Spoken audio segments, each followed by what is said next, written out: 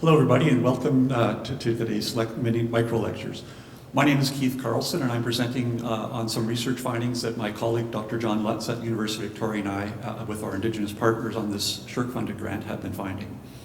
We're looking at the history of smallpox in a broad sense. We're looking at the epidemics that started on the northwest coast in 1782, and there were 7 that swept through various different parts of the regions between Alaska and Northern California between that time period and 1862.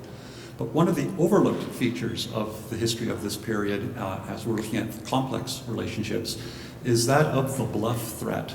And what we've found is over 10 European traders came into indigenous communities and then pretended that they had the ability to spread smallpox into those communities. They did not have it, but they used this threat to coerce indigenous people to either do things that they wouldn't have other done, to not do things that they would have done, and or to as punishment against indigenous people.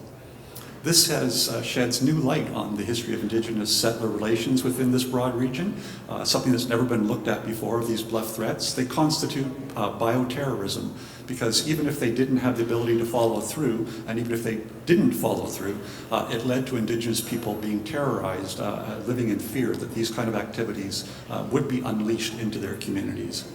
This had paved the way for settler colonial impositions into indigenous communities, as it weakened indigenous resolve to fight against settler colonialism and people moving into their territory.